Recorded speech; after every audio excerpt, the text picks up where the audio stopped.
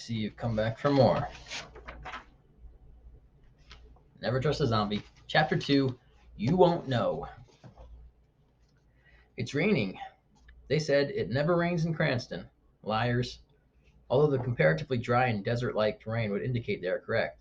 Rain doesn't bother me. I usually enjoy a good overcast day, and with today being my first day of school here, I really couldn't care less what the weather is. Besides, Mom said I could take the car today. I like having Mom at home. It's nice to have someone always around, and she usually makes great breakfast. Today seems to be on par with that, as I can smell the aroma of frying pig flesh emanating from the kitchen. I have a creative writing class, so I'm trying to get in the spirit. I'm actually pretty excited about bacon for breakfast. Mom always makes corn pancakes with it, a combination that can't be beat. With backpack in hand, I head to the kitchen, by way of the living room, where I turn on the TV news and ratchet up the volume so I'll be able to hear it in the kitchen. If you want to watch TV, maybe you should stay in the room with the TV. Mom doesn't particularly care for my media consumption habits, specifically how I consume it, rather than what I consume. I was going to stay in there, but the smell of down home breakfast is impossible to resist, I say as I slide into a chair at the kitchen table. We aren't much for formalities when eating at our house. Dad is always at work, so meals are usually just me and Mom, and she doesn't care where I eat or when. A lot of the time, she has already eaten by the time I make it home or into the kitchen for a meal. Neither one of us is concerned about sitting down together, so neither of us makes an effort. When Dad is home, we make the effort to be all together for a meal, but I think that's just some kind of compensatory desire my dad has for not being around more. Incidentally, he's already gone this morning. I heard him leaving as I was just waking up.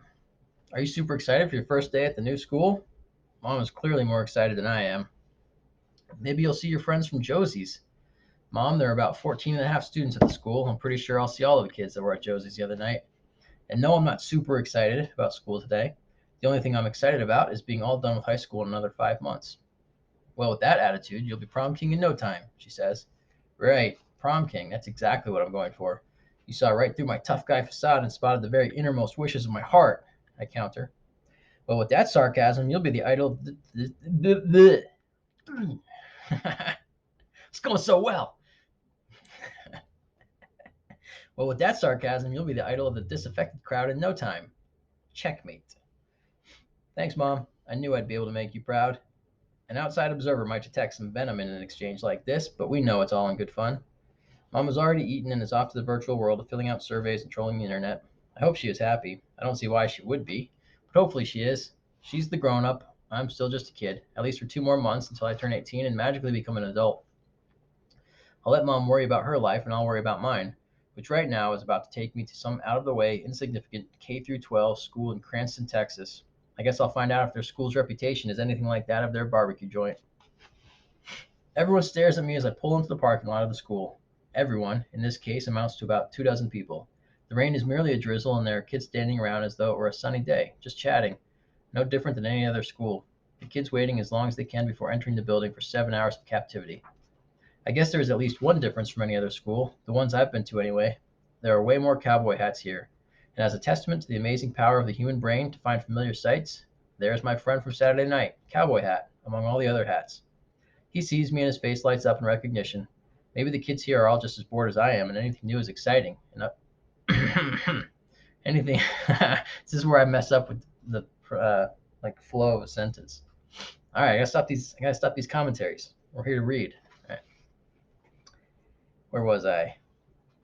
Maybe the kids here are all just as bored as I am, and anything new is exciting enough to cause a stir. He waves and yells, probably, "Hey, new kid," or something of that nature, but I can't hear it with the windows up and music playing. I queued up one of my favorite rainy day songs, "You Won't Know" by Brand New, for the drive over. It's a short drive, made it in one song. I wave and pull into a spot under a tree along the edge of the lot. As I get out of the car, I notice the cowboy hat has stopped and looking in my direction still. Is he waiting for me? I wave again and consider yelling hello, but I realize I don't remember his name. I don't think it would be very friendly and certainly not effective to yell, "Hello, cowboy hat." I'd have half the parking lot turn to look at me. I start out in his direction. "Hi, Eric, you made it." I really need to remember his name now if he's going to remember mine. "Hey, yeah, I made it. I actually went to the other high school first before I actually went to the other high school first before I realized I was at the wrong one," I say, and give a self-deprecating laugh.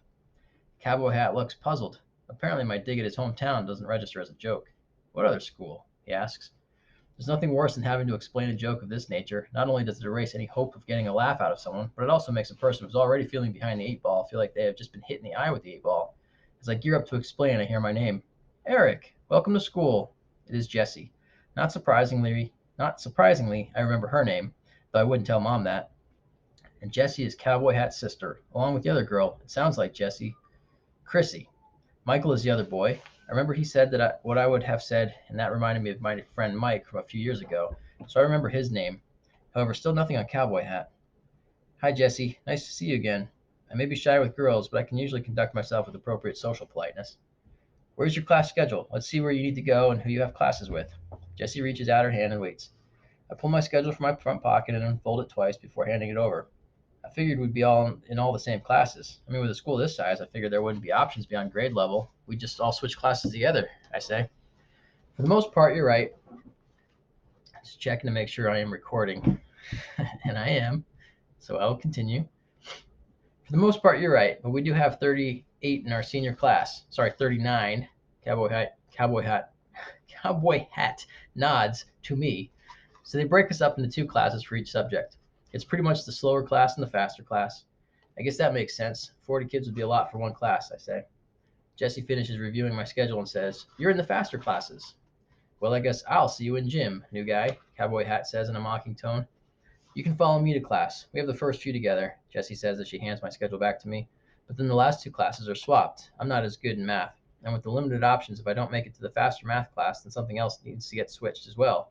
It happens to be social science, which isn't really any difference between the two levels. We have gym in the middle, but all seniors have that at the same time.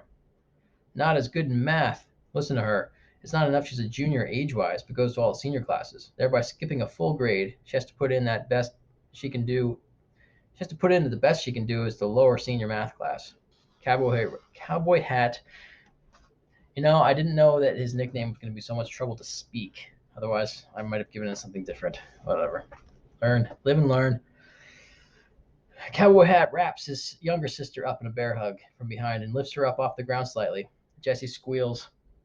I start to wonder if having a sibling would have made much of a difference for me with all the moving my family has done. I've had close friends before, but I've always had to leave them. Cowboy Hat and Jessie are close friends in addition to being siblings. That would be nice, I think. I'm not a fan of math. I'm surprised I'm in the faster class for that. It'll be good to know it'll be good to know someone in class already for the first three anyway. I'm surprised how sincere I am in making that statement. It's as if I'm trying to be friends with these kids. I suppose I am. They are friendly enough and aren't holding back on making an effort to extend a welcome to me. I guess I'm captivated by their rural charms. Then again, maybe it's time to revisit my initial Children of the Corn theory. Jesse says, Don't worry about the other two classes. Do you remember Michael from the other night? He's in all of the fast classes too. He's inside with Chrissy. They have a thing going. Don't know if you picked up on that the other night or not. I didn't notice, I say. I didn't notice it. Not that I was really paying attention. I felt a little relief that Jesse isn't the one having a thing with Michael, but I'm not going to dwell on that right now. How about we go inside? Maybe the rain doesn't bother folks in Texas, but where I'm from, which is essentially everywhere else, people don't usually stand around talking in the rain in the middle of January. My new friends agree and we all head indoors. Jesse asks how many places I've lived in and what I like most about them. I give the usual answers, fully expecting that I'll be answering similar, if not the same, questions in each class for the satisfaction of each teacher. Cowboy Hat asks what my last school was like and what I did for sports. I feel somewhat like I let him down when I say I didn't play sports. He picks back up when I tell him my last school was very impersonal and I just stuck with a small group of friends and that I already feel oddly at home in Cranston, probably because of the significantly smaller population. It is clear that he takes it is clear he takes as much pride in his town's hospitality as he does in Josie's barbecue. Here's us, Eric. Jesse grabs my elbow and motions to the classroom on the left. See you in gym, Trent. Bingo! Yeah, see you in gym, Trent. Cowboy Hat's name is Trent. I'll need to do a better job of remembering it. This time for real. It really won't do for me to ask Jesse something about Cowboy Hat at this point. It'll be best to use his real name. I better try it out to reinforce the memory. What's the age difference between you and Trent? He's 18 next month, and I'll be 17 in June. 16 months between us. Chrissy's a full 2 years younger than me, almost to the day. My birthday is the 9th, and hers is the 13th. Jesse's able to coax a classmate to move desks so that I can sit to her left.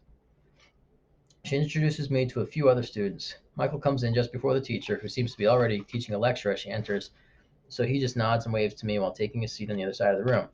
Mrs. Davis has already asked a question regarding the reading assignment from over the weekend when she sees me and changes direction. She welcomes me and goes through the expected rigmarole of introductions. I comply by answering her questions, trying to remember what I say so I can either parrot it back for each of the next classes or dress it up on subsequent deliveries, depending on how I am feeling. The class is small and the kids all seem friendly, and the teacher seems anxious to help me get caught up. Overall, this transition is going rather well, better than I expected. But then I always have been somewhat of a pessimist. Hopefully, the rest of the day will be the same. Hopefully, I didn't just jinx it. Creative writing was the first class. How that constitutes a senior level English requirement, I'll never know. But we have a lot of reading on the syllabus, and Mrs. Davis does come across as a stickler for grammar. What's in a name, anyway? That was followed by chemistry, which was as much which was much the same as creative writing, except more chemistry and less creative writing. Now it is time for gym, and things look like they are picking up. The game of the week is floor hockey. Although not much of a sports enthusiast, I really do enjoy floor hockey, at least the kind with the plastic hockey sticks and rubber ball. At one of my previous schools, they used brooms. My friends and I would joke that it was because the custodians were lazy. Pretty lame joke in retrospect. The game is better with the plastic sticks. Michael leads me to the locker room where we meet up with Trent, cowboy hat. The teacher designates a locker for me and lets me borrow a lock for the day. Apparently, it's BYOL and nobody told me. I did expect the need for changing clothes, so I have those at least. My previous school issued athletic clothing with the school name and mascot printed on it, but I didn't expect Cranston would have the same provision. I change and follow Michael and Trent out into the gym. The gym is a full size high school basketball court, but that's pretty much it. On one side are pull-out bleachers attached to the wall, and on the other side is about 10 feet between the court boundary line and the wall. Likely most of the gym class activities are conducted outside as the weather allows it year-round, but floor hockey is best played on a floor, and those are usually only inside. The gym teacher explains the bracket system for our games and post schedule. The gym teachers explain the bracket system for our games and post a schedule. Then we are arranged into teams. I am on team three, without any of my three friends. By the way, I am on team three, without any of my three friends, by the way, so I'm on deck for the second match. Each match has a 5 minute timer, most points in 5 minutes wins. Here I am just sitting and watching the current game when behind the cluster of teenagers in plastic sticks battling over a bright orange rubber ball, I notice a girl enter the gym from the corner door that leads in from the hallway. She's wearing jeans and a long sleeve tee. Her brown hair is down, not in any particular fashion, just down. She is pale, unusually pale for the population of this town. My first thought is that she must have transferred in from somewhere up north, like me, somewhere hidden from the sun during the winter. My excitement over the possibility drowns out any logic that might have challenged the likelihood of Cranston receiving two transfer students in the same month, let alone on the same day. In fact, I think someone mentioned to me that I was the first transfer student in more than a year. My distracted train of thinking melts away as I continue to notice this girl. She walks directly to one of the female gym teachers and hands her a note.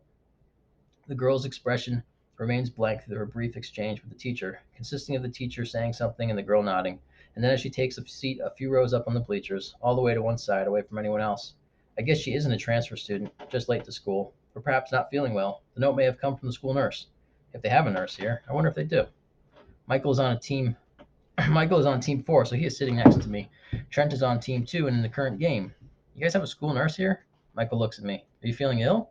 Trying to get out of the hurt my team is about to dish out to your team? He laughs. No, I'm fine. Ready to play. For some reason, the question just came to mind. I know the reason, but I'm not about to say it out loud. Well, there's a nurse station in the main office.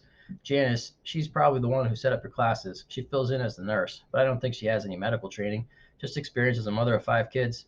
Most of the faculty and even more of the students have farm or ranch experience. You don't work with animals and not know how to handle the types of injuries that would be common among a school setting.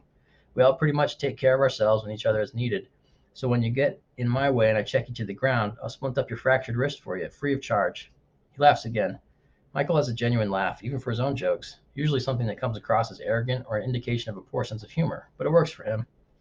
I laugh, but don't offer a response to his threat or discourse on the school's health care situation. I'm back to trying to steal a glimpse of the pale girl without being too obvious, which is difficult while sitting on the second row of the bleachers at half court. I have to turn my head further than just 90 degrees to the left. I pull off a few successful glimpses by faking like I'm stretching my back and shoulders before the whistle is blown, indicating time to switch teams. Trent comes off the floor, soliciting high fives. Apparently, he did well in the game. I almost don't recognize him without his hat. I give him five, and he says some encouraging sportsmanship phrase, but I'm not paying attention. I quickly get across the gym to the opposite side so I can face the girl, pale girl. She is still sitting in the same position, leaning against the railing, head down, away from everyone else. A whistle signals the start of our game, and I'm able to snap back to paying attention and run after the ball. After all, this is one of the few games I enjoy playing, and the girl will still be there after it is over. This is school. Where's she going to go? I let all of that out of my head and play floor hockey like I was born to do it. Maybe I was. I've never showed physical prowess like this in any other activity, but here I'm running and maneuvering a hockey stick without tripping myself or others, although Michael almost falls victim. He, of course, thinks I did it on purpose, causing him to laugh and say, "You're on, new guy," whatever that means. Our game ends with a tie, 2 to 2. I didn't score a goal, but I took a few shots. Team 4 apparently has the best goalie in the school. If that is the case, then I say we did very well as a team. More importantly, I now have the rest of the class to sit down and watch other games. Once every team has played their first game, there will be 2-minute lightning matches for tiebreakers. The teachers don't think there will be time to get to that today. I'm glad for that. I return to my same spot next to Michael, with Trent joining us now that he isn't playing. I make one more glance up at the pale girl before taking my seat. She hasn't moved. I start to worry about my fascination with her. Is she that attractive? I can't see her face now, and I begin to wonder if I remember correctly all the way back to the 7 or so minutes when I first saw her from across the gym. Oh well, something still has my interest, so I best find out what it is. I decided to go for a drink. The water fountain is just a few feet from where she is sitting. I should be able to talk to her from the water fountain. At least I'll be out of sight from everyone else, so no one will know I'm talking to her. I'm already way out of my comfort zone with meeting new people, although I don't feel so out of it. Still, I'd rather not inspire discussions of, "Looks like the new guy's got a crush on Pale Girl." I think I have a real problem with making up names for people. My plan is to go get a drink from the water fountain and then stand there to watch the game for a little bit before returning to my seat. I'll leave the rest up to spontaneous courage that I hope to develop in the next 25 seconds. Although, oh, nope. Otherwise, I'll just be standing watching the game from a terrible vantage point. My plan is garbage. Too late to turn back now. I'm going to get a drink. Be back in a minute, I say out loud, but not specifically to anyone. Yep. Trent verbally acknowledges me, but he and Michael are laughing at a friend of theirs who just fell down on the court. I watch the girl as I walk. She still hasn't moved. I guess I'm hoping she'll happen to look up and I might make eye contact with her. As it is, I'm trying to watch her and walk in a straight line at the same time. Watch out! Wham! I'm knocked into the bleachers hard. That warning came way too late. Two guys I haven't met yet helped me up. One of them was the force that caused the collision, and the other was the projectile. "Sorry, man, are you all right?" The bigger kid, I think he must have been the force, is apologizing and looking me over. Maybe he has X-ray vision. I should ask him. "Are you okay, Mr. Sterling?" One of the gym teachers is standing next to us. "Yeah, I'm fine. Just caught me off guard. You guys okay?" I sit on the lower bench of the bleachers for a minute while my brain reviews the pain signals to make sure I really am okay. "Okay, if everyone's all right, get back in the game. Be careful with your momentum, Josh." "You got it, coach. Sorry, everyone." Josh, the force, picks up his stick and gets back into the game, with the projectile right behind him. Sure, he's fine. I broke his fall. My left elbow is a bit sore, but the pain is barely noticeable over my complete and utter embarrassment. I don't even want to look back at Michael and Trent. Jessie is in the current game. I didn't notice her after the collision, though. She must be on the far side of the game or something. Pale girl. I quickly stand up and look in her direction, but she still hasn't moved. Impossible. She must have looked up to see the commotion and then just returned to her position of arms folded across knees and head down on forearms. No way she just sat through that. No one is that focused in their obliviousness. She must be asleep or something. Maybe it was a note from a doctor excusing her from class because she's sick. But if she's that sick, maybe she should be at home. Safe behind the bleachers, I drink from the fountain. As I stand up again, I look right at the pale girl. I can't see her face from this angle either. Her hair is in the way. Now or never, or more accurately, now or later, but I choose now. "Hey, not a fan of floor hockey?" What did I just ask? I could blame the collision, but the truth is I never actually planned for this part of the mission. She doesn't respond or even react, so I guess I could just walk away and regroup. No, I'm here and the campaign is underway. I walk a little closer. She's sitting high enough so that her shoes are at eye level for me. "Hi, my name is Eric Sterling. I just moved in last week. This is my first day of school here." Still no response, but at least I did a better job with my dialogue. I turn to grab another quick sip of water, and when I turn back, she is gone. I think my mouth actually opens as my jaw drops a little. I don't think I've ever noticed that happen before. I shrug and turn towards the court to head back to my seat, and there she is, standing a few feet in front of me. "Hi, Eric. Sorry about that. I'm not feeling well at all. My name is Rachel. Welcome to Cranston." She is smiling, but it seems as though it pains her to do so. She must be really ill. Her hands are behind her back. Thankfully, she does. Thankfully, she doesn't extend one for an introduction handshake because if she's that ill, I don't think I want it. That was hard to read for some reason. Not the content was difficult for me to say. The words, whatever, running together. Um, yes, okay. Thanks. Cranston's turning out to be a decent place. It's nice to meet you, Rachel. I thought you were sleeping or something. I figured you were sick and that's why you weren't playing today, I explained. Yeah, I've been sick. I've been kind of sick lately. Some kind of virus. My whole family has it, actually, but we are mostly on the mend now, she says. Rachel is beautiful. She's a little soft spoken and has only shown a half smile so far. I guess there was a legitimate reason for my attention being directed at her after all. She goes on, I was out of school all last week. Wow, sounds pretty bad. You aren't contagious now, are you? I do one of those weird things where you put your hands up in front of you and kind of duck down behind an invisible shield. I've been watching a lot of sitcoms lately.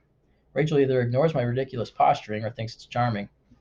No, I don't think I'm contagious. We haven't been to the doctor or anything, but we are all getting better. So it seems the virus is on its way out. Anyway, my parents thought I was well enough to come back to school, although I can't really seem to focus on anything and I'd rather be anywhere but here. I don't know why, but I feel really comfortable with Rachel, and it seems she is comfortable with me. I take the role of investigator for a change and ask about siblings and parents and how long she's lived in Cranston. She's an only child. Mother stays home. Father runs a cattle ranch a mile outside of Cranston in Franklin. Her family moved here a few years ago, after her freshman year, from Georgia. Our conversation only lasts a few minutes before it is time to head back to the locker room.